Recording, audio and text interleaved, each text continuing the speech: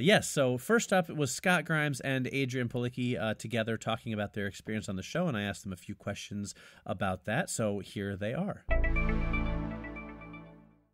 You guys are no strangers to episodic television or genre projects. Is there anything that's been surprising about a show set on a spaceship? How much time you spend on that spaceship? No, but that bridge, you put 8 people on that bridge for a 3-page scene. Oh, man. You got to cover it, and then like Seth will look at me and say something, and then Seth will look at her and say something. So you got to cover. It's a long. That was surprising. The amount of time it goes into that. But also the bridge is my favorite time because it's one of those rare times where we're all together as a cast. It's great, and we actually really genuinely love each other. Yeah. So even though it gets to be twilighty because you get really tired, we're having fun. You got to remember, this was about 1.5 years ago. I was approached, as she was, by Seth, and I was at a party. And we were outside having a drink, and he said, "Hey, Scott, you ever want to do television again?" Which, funny, because why wouldn't I? I just couldn't get any work. That's really what it was. And I said, yeah. And so about 4 months later, we were at another party. He goes, remember that thing I was saying? I'm like, yeah, I do remember. He said, would you ever want to be involved in something like that? I'm like, yes, but that usually is where it ends. And the network comes in and says, we want this person, we want this. And God bless him for remembering me, thinking of me, writing it basically for me. He wrote it for you. And that's rare, because I probably wouldn't have gotten the part.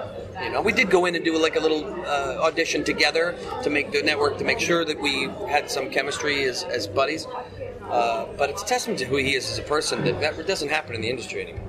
So I've seen this thing go, you know, and now for him to collect these group of people together who already, she knew him, and Jay Lee, who plays John Lamar, knows him, and he was a fan of Penny's, and it was already a group that was supposed to get along, which we do, luckily. Well, it's fun because it's original, and the comedy comes out of the realistic aspects of this show. It's grounded in reality. I mean, yes, we're doing a space show, but we could be on a cruise ship, because at the end of the day, these are all real people having real experiences. It's, you know, it's fun to have all of those layers and dynamics. That's what makes real life, right? That's why it feels real.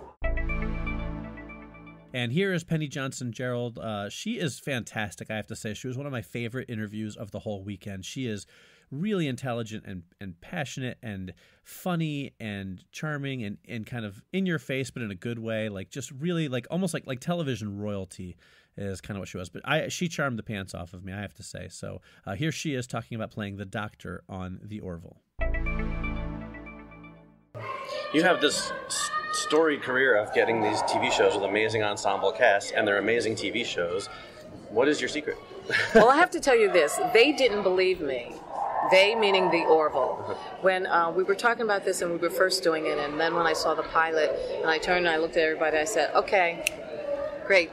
This is my swan song. And I go, well, you mean this is over? I said, no, this is the show I'm going to keep doing until I don't want to do this anymore. I said, how do you know that? I said, because I haven't been on any show that is not a show that has a certain caliber of ensemble and a willingness of a group of people to give it all that they have. And I think that's the secret. Seth said something the very first meeting that all of us had.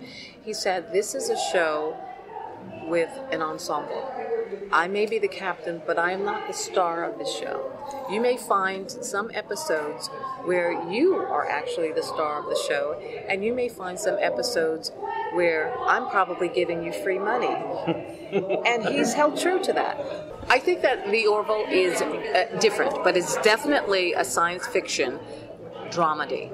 And I think it stands alone by itself in that it's innovative in being able to extract real-life issues, journey, and action sprinkled with funny.